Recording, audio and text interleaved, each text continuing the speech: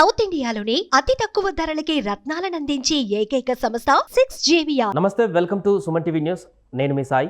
ఆంధ్రప్రదేశ్లో కడప రాజకీయాలు రోజు రోజుకి మరింత హీట్ని పెంచుతున్నాయి. షర్మిల ఎంట్రీతో కడపలో పూర్తిగా రాజకీయ సమీకరణాలన్నీ కూడా చర్చకు వస్తున్నటువంటి పరిస్థితి.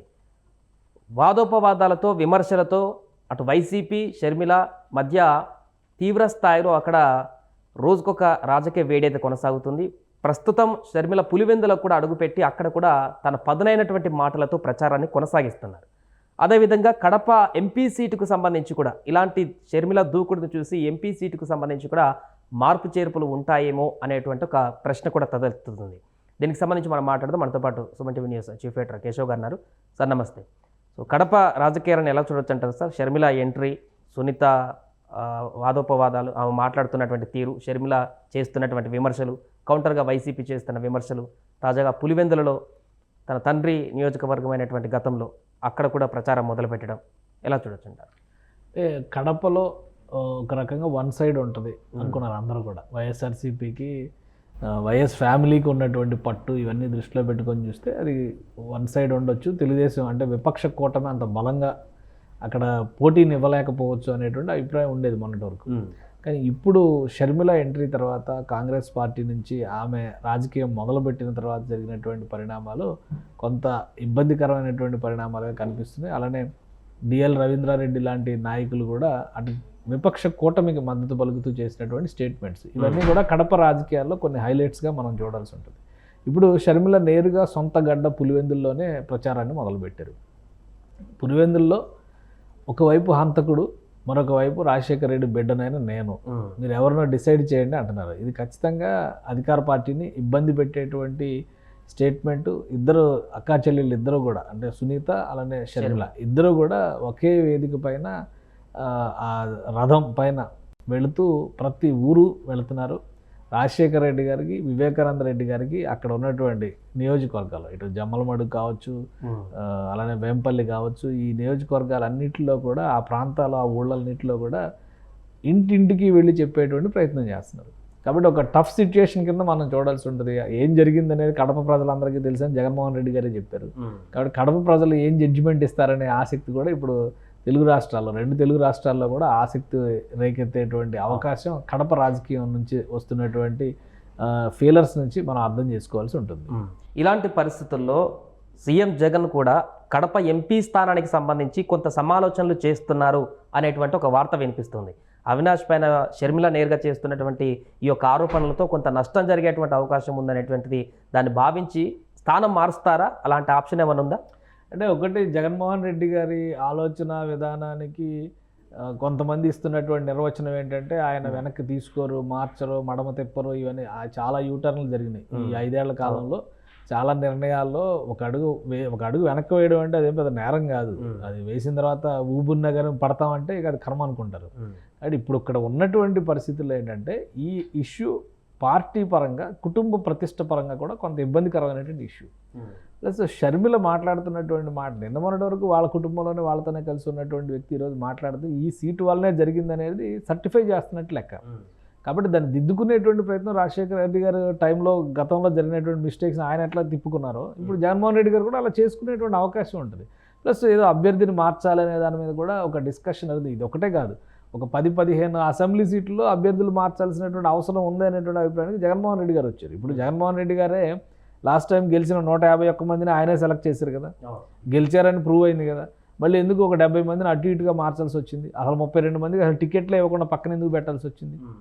కాబట్టి గెలుపు ఈక్వేషన్స్ చూసేటువంటి క్రమంలో పార్టీకి వచ్చేటువంటి మైలేజ్ అవతల పక్షానికి అడ్వాంటేజ్ రాకుండా ఉండాలంటే కూడా కొన్ని వ్యూహాలు తీసుకోవాల్సి ఉంటుంది. ఆ క్రమంలోనే ఇప్పుడు అభిషేక్ రెడ్డి పేరు ప్రస్తావనకు వస్తుంది. అభిషేక్ రెడ్డి ఏం కొత్త వ్యక్తి కాదు. అసలు లాస్ట్ టైం అవినాష్ రెడ్డిని అరెస్ట్ చేస్తారనేటువంటి చర్చ వచ్చినప్పుడే అభిషేక్ రెడ్డి రాజకీయంగా రంగప్రవేశం చేశారు. ఆయన వైద్య వృత్తిలో ఉండి విశాఖలో డాక్టర్గా ప్రాక్టీస్ చేసుకుంటూ ఆర్థోపెడిక్స్ సర్జన్ ఆయన. సో అక్కడ ఆయన పనిలో ఆయన బిజీగా ఉన్నాడు. వైఎస్ఆర్ ఫ్యామిలీకి సంబంధించినటువంటి వ్యక్తే. ఈ అవినాష్ రెడ్డి తండ్రి గారికి అన్నగారి కుమారుడు అంటే అవినాష్ రెడ్డికి కూడా కొడుకు వరుస అవుతాడు. సో అతన్ని తీసుకొచ్చి పెట్టాలని అప్పటికే డిస్కషన్ జరిగింది. ఆయన పులివెందుల నియోజకవర్గ ఇన్ఛార్జిగా పెట్టాలి, ఎందుకంటే జగన్మోహన్ రెడ్డి గారు ముఖ్యమంత్రిగా రాష్ట్ర వ్యాప్తంగా తిరిగేటువంటి అవకాశం ఉంటుంది. అలాగే రాజధానిలో ఎక్కువ పనులు ఉండేటువంటి పరిస్థితుల్లో ఉంటారు కాబట్టి నియోజకవర్గంలో అందుబాటులో ఆయన్ని పెట్టాలనేటువంటి చర్చ ఇప్పుడు కాదు, ఒక ఏడాదిన్నర క్రితమే జరిగింది.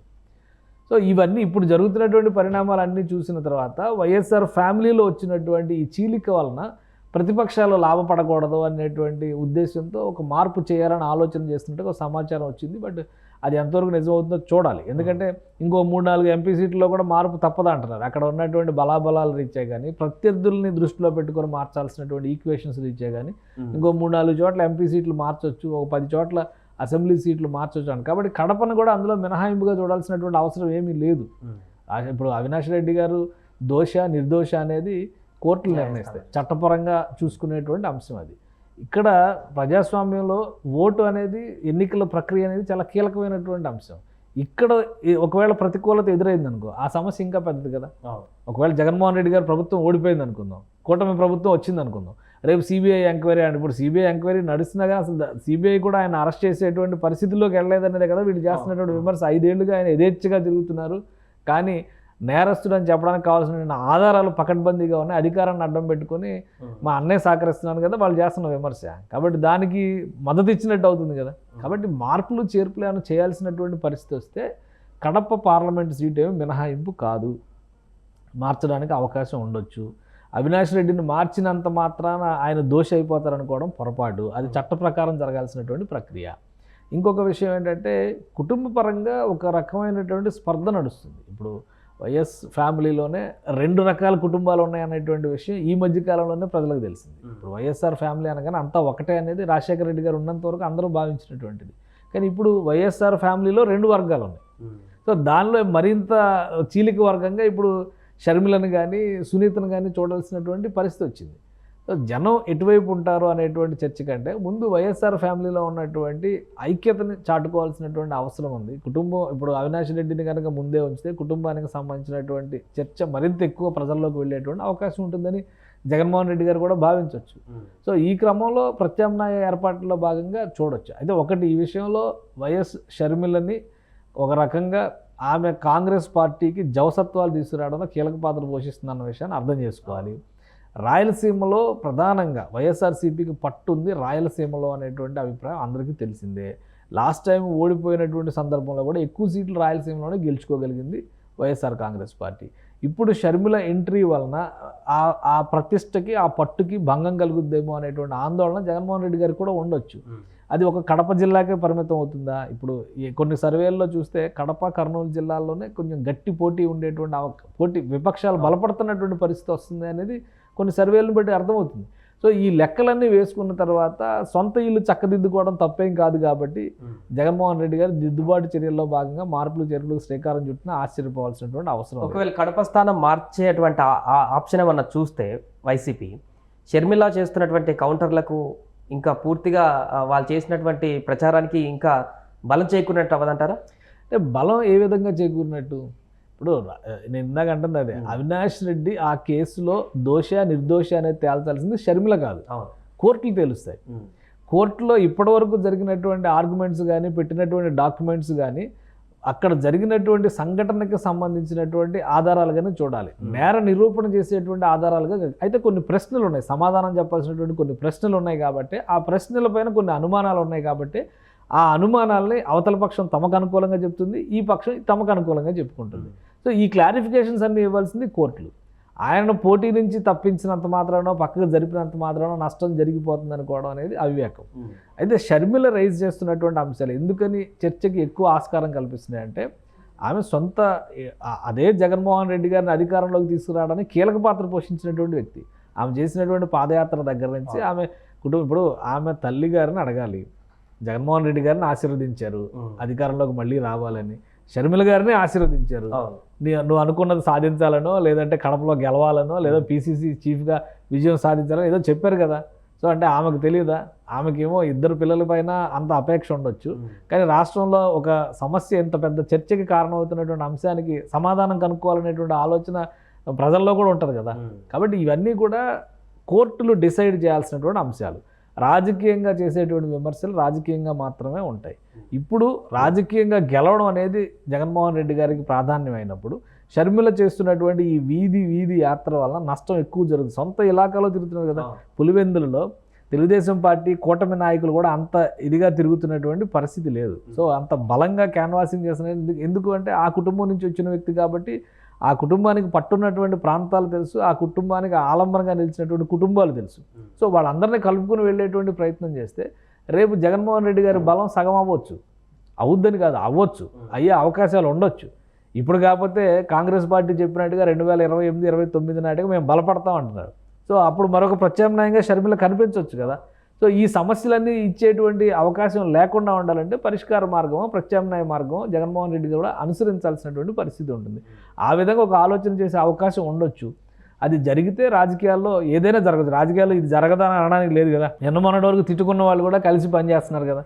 సో ఆ విధంగా చూస్తే రాజకీయంగానే చూడాలి.